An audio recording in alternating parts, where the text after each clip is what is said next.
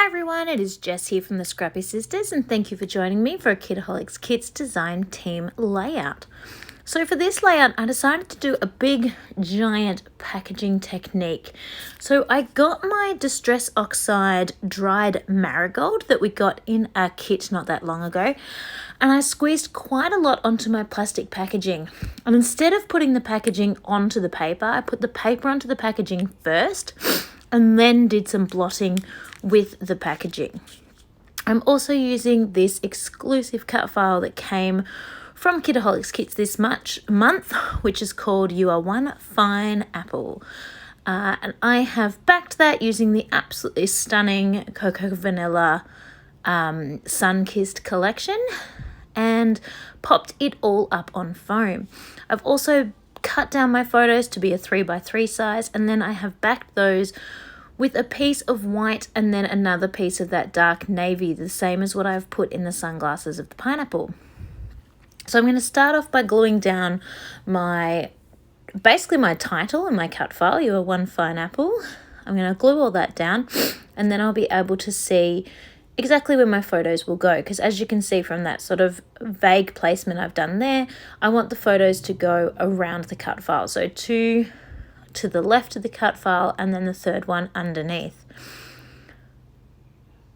I actually had 4 photos to put on this layout, but I ended up just sticking with the 3. And I trimmed them down just a tad to the 3x3 size. 1, because I thought the full square looked nice for the layout, and 2, because it just made the photos just that little bit smaller when trying to fit so many onto a page.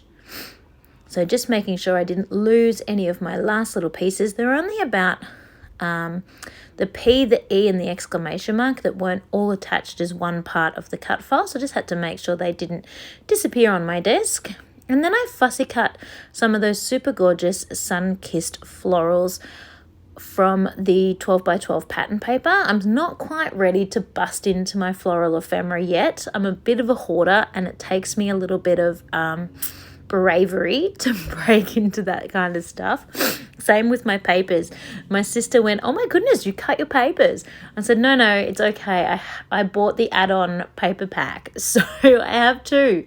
Otherwise, there's no way I was going to be able to cut any of those absolutely beautiful papers. I just would have stared at them for the rest of forever. It is definitely something I need to get over, but I absolutely struggle with it because they're just so beautiful. I don't want to. So I thought that these photos were the perfect opportunity to use some of those super cute sort of cocktail-y drink type ephemera, because we were at the races and we did have a few little cocktail-y drinks while we were at the races, betting on the horses and just having a wonderful day in the beautiful sunshine.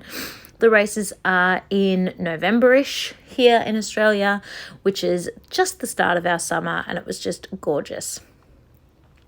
I actually have another layout to do with photos from this day, and I can't decide whether to use the same collection and have them sort of follow on and match on with each other, or whether to use a whole different collection. I'm just not really sure. I don't know if they will be a double page spread, meaning I'm not sure how they're going to fit in my album, if they'll end up being side to side or back to back to each other. But I think I'm going to use the same collection. So coming up later this month, if you see another layout that has photos of me at the races in this exact same dress, you'll know I decided to use the same collection for it. I just think it works so perfectly to be such a beautiful, bright, sunny day. Now, because I stuck my cut file up on foam, I decided to leave the photos flat to the page. And then I decided that the ephemera would need to be a little bit of a 50-50. Some of the ephemera would be stuck on foam and some of the ephemera would be stuck to the page as well. So the floral piece that I put behind the pineapple, I stuck the yellow and the orange flower that's directly under the pineapple directly to the page, but I actually put a little bit of foam up behind the blue pineapple. So it just gives it that little bit of dimension. Then I'm just layering up the edges of these floral pieces here, pop those on. And then I will get out another one of the super cute cocktail drinks to add to that little cluster.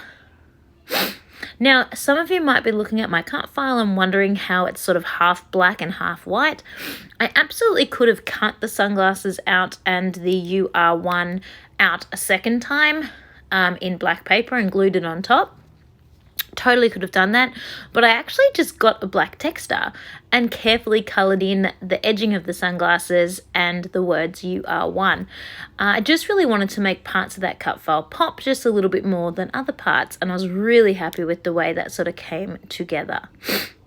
Then I noticed that I put the foam in the wrong place on this piece of ephemera, and it's sort of half on the photo and half on the paper, so I just needed to move that over because it wasn't sitting quite right. Then I was looking at the layout and I was really loving it, but I felt it needed something else a little bit black. There wasn't really, like, there's some black in my husband's clothes and then in our sunglasses and my fascinator and things like that, but there still needed to be a little bit more to help make this pop off the page. So I was very brave. I got some of the stunning Jen Hatfield gold love hearts we got in one of the last kits, and actually coloured them in black. I totally could have coloured in some of the Sunkiss puffies black, but I wasn't quite ready to do that yet, so I pulled out some of the older ones and did those instead. Then I remembered about these gorgeous flare buttons, so I popped 2 of those on as well. And then two of those little hearts are going to come on in a minute that I have coloured in and now let dry. I just coloured those in with a Sharpie, and that seems to have taken quite well. I touched them with my finger and there was no drama there. But I decided I needed a third one, so I'm actually going to colour one more. I was deciding whether to do a larger love heart, but just stuck with a small one. And then once I pop that on, I'm going to do a little bit of black Heidi Swap Colour Shine, because I think that will also just sort of help tie in having just that little bit more black happening on the page. Not too many splatters, but just enough to tie all that in together.